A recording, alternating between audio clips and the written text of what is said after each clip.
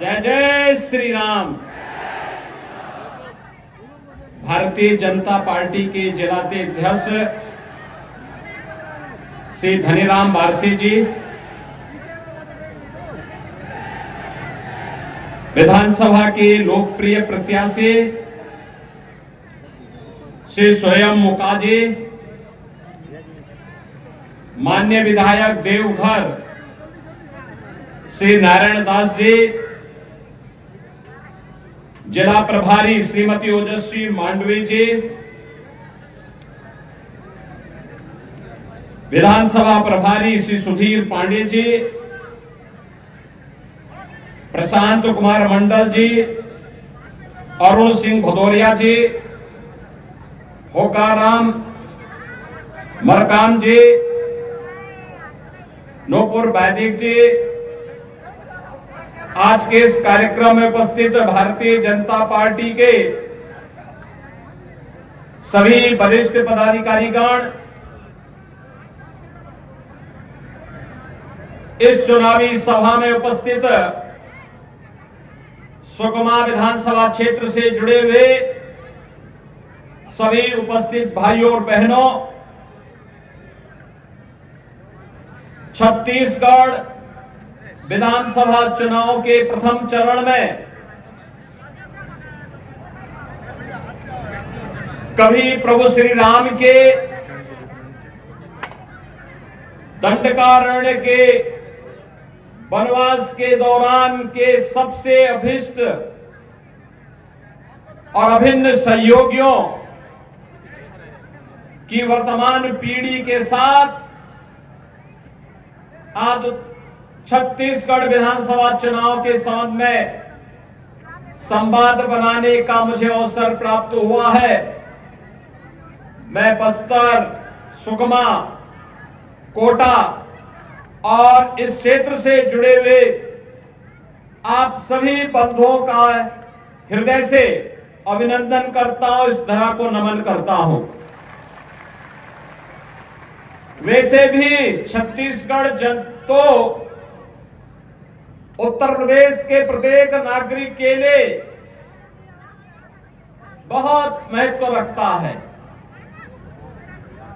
महत्व इस बात के लिए रखता है, प्रभु श्री राम की जो मां थी, माता कौशल्या, वह छत्तीसगढ़ की ही रहने वाली थी। यानी भगवान राम का ननियाल है छत्तीसगढ़। और इसीलिए भगवान ने जब 14 वर्ष के वनवास के दौरान कहां रहना है, तो उस दौरान उन्होंने किसी एक धरती को चुना था। तो चित्रकूट से लेकर के, छत्तीसगढ़ से लेकर के और इस पूरे बस्तर और दंडकारण्य की इस पूरी भूमि को ही उन्होंने अपने वनवास काल के दौरान की सबसे उपयुक्त भूमि समझा था। भाइयों बहनों, हजारों वर्षों की विरासत आपके साथ में है और प्रभु की ही कृपा है कि प्राकृतिक संसाधनों से भरपूर ये क्षेत्र एक और आपके संघर्ष की गाथा को, आपके पूर्वजों के संघर्ष की गाथा को हम सबके सामने प्रस्तुत करती है।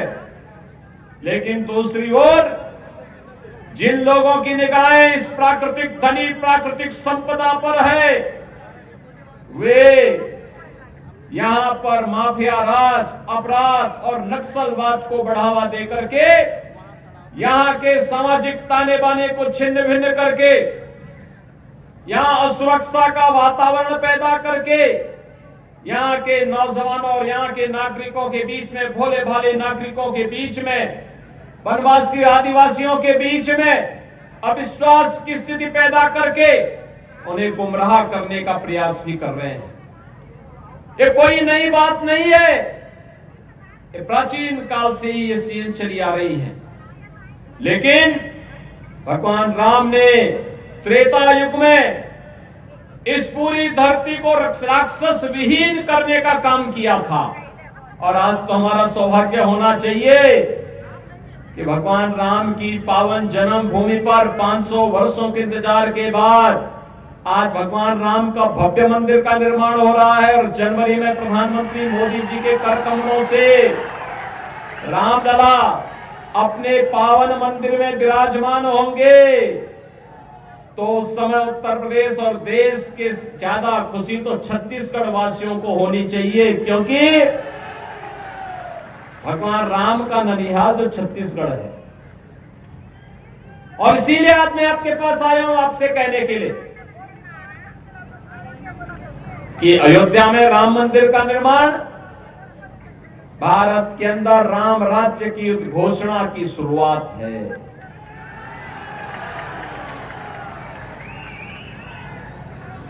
राम राज्य की स्थापना, राम राज्य का मतलब एक ऐसा शासन जिसमें जाति, मत और मजहब के आधार पर कोई भेदभाव नहीं।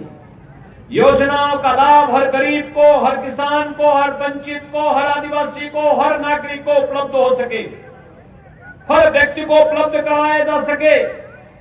इसके लिए उन्हें किसी के सामने हाथ न फैलाना पड़े, बल्कि योजना का लाभ सीधे सीधे उन तक पहुंचे। इसके लिए राम राज्य है। उन्हें हर प्रकार की सुरक्षा मिले, संसाधनों पर उनका पूरा अधिकार हो, उन्हें हर प्रकार की सुविधा का लाभ भी प्राप्त हो। इसी को राम राज्य कहते हैं।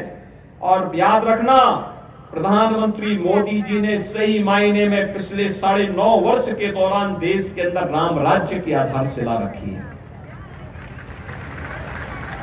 मकान सबको, प्रधानमंत्री आवास योजना में देश के अंदर 4 करोड़ लोगों को आवास की सुविधा प्रधानमंत्री जी ने पैसा उपलब्ध करवाया। 10 करोड़ गरीबों के लिए शौचालय दिए। देश के अंदर जिन लोगों के पास स्वास्थ्य की सुविधा नहीं थी, उनके 5 लाख रुपए प्रति व्यक्ति को स्वास्थ्य बीमा का कवर दिया।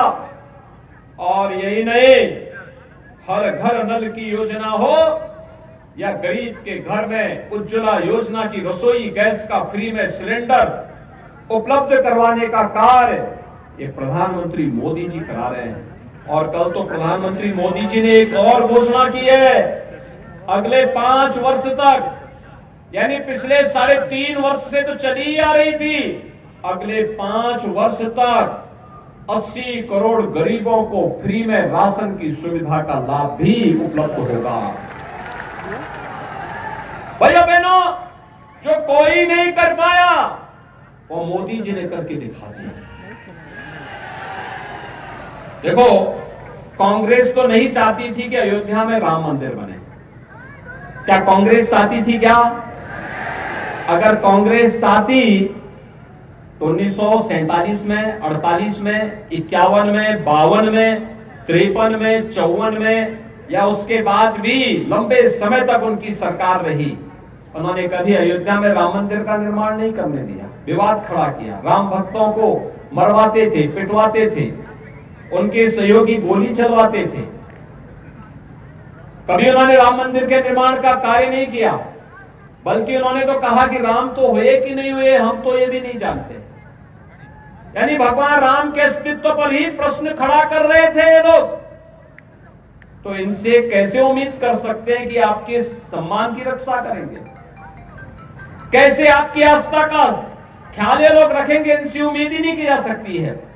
याद रखना, मोदी जी प्रधानमंत्री बने और उत्तर प्रदेश में मुझे अवसर मिला, डबल इंजन की सरकार आई, राम मंदिर की सारी बाधा दूर। आज राम मंदिर बन रहा है ना भाइयों बहनों। हम लोग तो जो बोलते हैं वो करके दिखाते हैं, जो बोला उसको कर दिया, क्योंकि हमारे लिए अपना कुछ नहीं है, जो कुछ है देश के लिए है, समाज के लिए है। प्रधानमंत्री मोदी जी के लिए तो 142 करोड़ की आबादी उनका परिवार है और इसी विश्वास के साथ वे देश के अंदर पूरी मजबूती के साथ कार्य कर रहे हैं। याद करिए, प्रधानमंत्री जी ने हर घर नल योजना आपके छत्तीसगढ़ के लिए भी दी थी। हमने उत्तर प्रदेश में 1.5 करोड़ परिवारों को, यानी 150 लाख परिवारों को हर घर नल से जल पहुंचा दिया। क्या छत्तीसगढ़ में मिला? क्या नहीं मिला होगा, छत्तीसगढ़ में नहीं मिला होगा, क्योंकि यहां सरकार के एजेंडे में विकास है ही नहीं। यहां सरकार विकास नहीं कराना चाहती है। वह तो पैसा जो दिल्ली से मोदी जी भेजते हैं, कांग्रेस की सरकार अपने संस्कारों के अनुरूप उस पैसे को चुपचाप अपने आकाओं को भेज देती है। वो गरीब को नहीं पहुंचती है, कमजोर को नहीं पहुंचती है। वह पैसा तो कुछ चंद कांग्रेसियों के जेब में चला जाता है, उनके परिवार के लोग बंदर बांट कर देते हैं। वे पैसे का लाभ आपको नहीं देते। ऐसे ही प्रधानमंत्री मोदी जी ने 16 लाख प्रधानमंत्री आवास आपके यहां के लिए भेजे। क्या प्रधानमंत्री आवास योजना का लाभ मिला क्या छत्तीसगढ़ वासियों को? क्या आवास का लाभ मिला? नहीं मिला। हम आएंगे, हम देंगे, हम योजना का लाभ देंगे। ये 16 लाख आवास का पैसा इसलिए मोदी जी ने भेजा था, यह पैसा यहां के गरीबों के पास जाएगा, उनका भी मकान बन जाएगा, पक्का मकान बन जाएगा, सिर ढकने के लिए। किसी भी मौसम में, सर्दी, गर्मी, बरसात में वे लोग भी प्राकृतिक आपदा से बच करके अपने बच्चों को पढ़ा सकेंगे, अपने जीवन को खुशहाल कर पाएंगे। छत्तीसगढ़ की कांग्रेस सरकार ने वह भी लाभ नहीं दिया। भाइयों बहनों, पैसा भारत सरकार दे रही है, लेकिन उसका लाभ गरीबों को मिल सके यह काम यहां की सरकार नहीं कर पा रही है। और भाइयों बहनों, इसीलिए मैं कह रहा हूं कि आज यहां का गरीब एक ही बात पूछता है, एक ही प्रश्न करता है। गरीब बेघर लोग यही पूछ रहे हैं कि हमन ला तो नहीं मिलिस, आप ला मिलिस का? यही तो प्रश्न कर रहा है यहां का गरीब। हमन ला तो न मिलिस, आपका मिलिस का? भाइयों बहनों, यह प्रश्न स्वाभाविक है। एक गरीब का, उसकी बेबसी का, सरकार के सामने वह हिम्मत हार चुका है। कारण है, ये सरकार आज भ्रष्टाचार और बेईमानी को किस हद तक बढ़ावा दे दी है। कल ही आपने देखा होगा, एक नया घोटाला आया है महादेव ऐप का। आप जानते हैं ना, इसके नाम पे कहते हैं कि छत्तीसगढ़ सरकार के नजदीकी लोगों ने यहां के लाखों गरीबों का पैसा इस ऐप के नाम पे ठग दिया है, ऐंठ लिया है। अब तब भी बेचारा लगभग 550 करोड़ 500 करोड़ रुपए से अधिक की राशि है ये। और ये सरकार तो एक नया रिकॉर्ड बना रही है, और रिकॉर्ड किस रूप में बना रही है? आपने बिहार में सुना होगा, लालू जी के समय में एक चारा घोटाला हुआ था। कहते थे लालू जी की सरकार ने उस समय चारा ही खा लिया था, भैंस का चारा खा लिया था। और उससे भी 2 कदम आगे जाकर के कांग्रेस की सरकार तो गोबर भी खाने का काम कर दी है। गोबर का ही घोटाला हो गया। भाइयों बहनों, ये कहां तक? यहां पे खनन घोटाला, यहां पे कोयला घोटाला, यहां पे भू घोटाला, यहां पे युवाओं को मिलने वाली पब्लिक सर्विस कमीशन की वहां घोटाला, यहां पे हर घोटाला पे घोटाला। घोटाला कांग्रेस की सरकार का संस्कार बन चुका है। और भाइयों बहनों, इस संस्कार से उभारने के लिए ही एक बार छत्तीसगढ़ में फिर से डबल इंजन की सरकार चाहिए। डबल इंजन की सरकार चाहिए, और इसी के लिए हम लोग आए हैं, क्योंकि ये अत्याचार, ये भ्रष्टाचार, ये अनाचार, ये दुराचार अब यहां की जनता स्वीकार करने को तैयार नहीं है। वह तो एक ही बात कह रही है कि आओ नहीं सही बो, बदल के अब तो यहां छत्तीसगढ़ में हर जगह से एक ही आवाज आ रही है, हर ओर से एक ही आवाज आ रही है। मैं कल भी छत्तीसगढ़ में कई जनसभाओं को संबोधित किया, एक ही आवाज हर एक जगह से, क्योंकि ये राम भक्तों पर लाठी और गोली चलाने वाली सरकार है। यह सरकार यहां के नागरिकों के आस्था के साथ खिलवाड़ करती है। यूपी में भी जब तक भाजपा नहीं थी ऐसे ही होता था, वहां कावड़ यात्रा नहीं निकालने देते थे, वहां पर पर्व और त्योहार नहीं मनाने देते थे। आज उत्तर प्रदेश में ऐसा कोई रोक नहीं। आज तो आप कभी गाजियाबाद से हरिद्वार के बीच कावड़ यात्रा में जाएंगे, 4 करोड़ लोग भाग लेते हैं उसमें, 4 करोड़ लोग, और उनको हम डीजे भी बजाने की छूट देते हैं, शंख भी, घंटा भी, घड़ियाल भी बजाओ खूब, और हेलीकॉप्टर से उन पे पुष्प वर्षा भी कर देते हैं। वहां कोई रोक नहीं है। यहां की सरकार 16 लाख गरीबों को मकान नहीं दे पाई। मोदी जी के द्वारा भेजे गए हम लोगों ने 55 लाख गरीबों को एक एक आवास दे दिया, 55 लाख गरीबों को इसी पीरियड में। भाइयों बहनों, सरकार की नियत साफ होनी चाहिए। अपने आप ही नियंत्रण सब कुछ देता है। एक गरीब बेबस नहीं होना चाहिए, उसके चेहरे पर लाचारी नहीं झलकनी चाहिए। एक गुंडा, एक माफिया, एक गरीब को जबरन उसकी संपत्ति पर, उसकी प्रॉपर्टी पर, उसके हक पर डकैती डालने की छूट नहीं दी जानी चाहिए। किसी अपराधी को, किसी माफिया को, किसी बेटी और किसी बहन पर हाथ डालने की छूट नहीं देनी चाहिए। और अगर कोई डालता है तो सरकार की सख्ती उतनी कठोरता पूर्वक सामने आनी चाहिए। यहां की सरकार लव जिहाद के मुद्दे पर मौन है, धर्मांतरण की गतिविधियों पर मौन है, उन्हें प्रश्रय देती है, उन्हें हर प्रकार से प्रोत्साहित करती है। ये सरकार नहीं, ये तो समस्या है। कांग्रेस अपने आप में एक समस्या बन चुकी है, और इस समस्या से जितनी जल्दी आप मुक्ति पा सकेंगे भाइयों बहनों, छत्तीसगढ़ के सपने को साकार करने में मदद मिलेगी। याद रखिए, पूर्व प्रधानमंत्री सदैव अटल बिहारी वाजपेयी जी ने छत्तीसगढ़ के निर्माण की और आपकी आकांक्षाओं की पूर्ति के लिए छत्तीसगढ़ को बनाया था। डॉक्टर रमन सिंह जी के नेतृत्व में छत्तीसगढ़ को एक विकसित प्रदेश के रूप में स्थापित करने की दिशा में तेजी के साथ कदम बढ़ाए गए थे। लेकिन मात्र 5 वर्ष में ही कांग्रेस ने सारे के सारे सपने धूल दूषित कर दिए।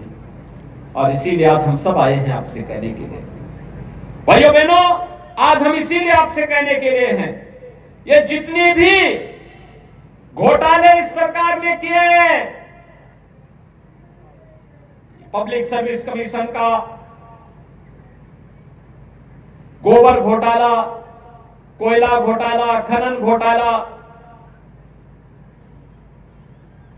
क्या इस सरकार ने जांच कराया? क्या ये कराएगी भी नहीं। आने दीजिए बीजेपी को, हम लोग जांच करवाएंगे। जनता की गाड़ी कमाई पर, जनता के हक पर डकैती डालने वालों के लिए सजा। आपने देखा होगा यूपी में गुंडों को कैसे सजा होती है, देखते हैं ना, देखते हैं ना, कैसा लगता है आपको? अच्छा लगता है ना? ऐसे ही जो गरीब के हक पर डकैती डालेगा उसकी सजा तो वही होनी चाहिए।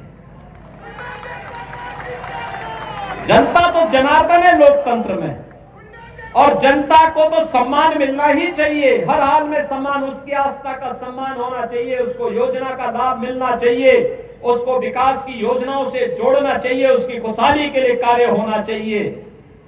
लेकिन जो सरकार ये नहीं कर पाई हो और न कर पा सकती हो, उसको बदल देना चाहिए। और कांग्रेस की सरकार ने आपके सपनों को धूल दूषित किया है। इस सरकार को बदलने की आवश्यकता है, और इसीलिए आज हम सब आपके पास आए हैं। भाइयों बहनों, अब हम सबको अब इस बेबसी से उबरना पड़ेगा। इस बेबसी से कि हमन लो तो नहीं मिलिस, आप लोग मिलिस का, इससे उभरना पड़ेगा। उसने नहीं दिया, उसने हमारे हक पे डाका डाला है, तो हम भी उसको वोट के लिए ठेका दिखाने का काम करेंगे। वो आपके लिए योजनाओं से तरसाई है कांग्रेस, आप उसको वोट के लिए तरसा दीजिए। उसने पेयजल के लिए, शुद्ध पेयजल के लिए आपको तरसाया है, आप उसको वोट के लिए तरसाइए। और इसीलिए हमारा संकल्प एक ही होना चाहिए, अब न सही वो बदल के, अब न सही वो। और भाइयों बहनों, इसीलिए आज हम सब आपके पास आए हैं आपसे कहने के लिए, भारतीय जनता पार्टी ने आपके बीच में कोटा विधानसभा क्षेत्र से एक बहुत सुयोग्य कार्यकर्ता को आपका प्रत्याशी बनाकर उतारा है। भाइयों बहनों, स्वयं मौका, भोला भाला, अनुसूचित जनजाति का एक समर्पित कार्यकर्ता, पूरा जीवन समर्पित कर दिया इस विचारधारा के लिए, आपके हकों के लिए कार्य करते हुए, कांग्रेस की अराजकता के खिलाफ लड़ते हुए, इस क्षेत्र के विकास के लिए जो सपने देखे हैं, जिन सपनों को प्रधानमंत्री मोदी जी के नेतृत्व में जमीनी धरातल पर उतारना है, इसके लिए तमाम योजनाओं की आधारशिला प्रधानमंत्री मोदी जी के कर कमलों से यहां पर हुई है। और इसलिए हम आज आपसे कहने के लिए आए हैं, छत्तीसगढ़ को बनाया है भारतीय जनता पार्टी ने, तो संवारेगी भी भारतीय जनता पार्टी। हमने बनाया है, हम ही संवारेंगे। हमने बनाया है, हम ही संवारेंगे। और यही कहते हुए कि तैयारी पूरी है, भाजपा जरूरी है। तैयारी पूरी है, तैयारी पूरी है, भाजपा जरूरी है। और भाइयों बहनों, अब न सही वो, अब न सही वो, यही कहते हुए मैं आप सबसे अपील करूंगा, आज चुनाव प्रचार सायंकाल बंद हो जाएगा। 7 नवंबर को आपको मतदान करना है। कमल चुनाव चिन्ह, क्या चुनाव चिन्ह? कमल। क्या है चुनाव चिन्ह? कमल। याद है ना सबको? हमारे प्रत्याशी स्वयं का चुनाव चिन्ह क्या है? कमल। अभी से एक एक वोट को डलवाने की जिम्मेदारी आप सब लेंगे। अगर 10,000 की भीड़ अभी से संकल्प कर ले और अपने साथ 10-10 वोटों को और पोल कराने की जिम्मेदारी ले ले। भाइयों बहनों, कांग्रेस और जो अन्य लोग यहाँ पे चुनाव लड़े, इनकी सबकी जमानत जब्त हो जाएगी, जमानत जब्त हो जाएगी। और फिर स्वयं जब विधायक बनेंगे, छत्तीसगढ़ में सरकार बनेगी,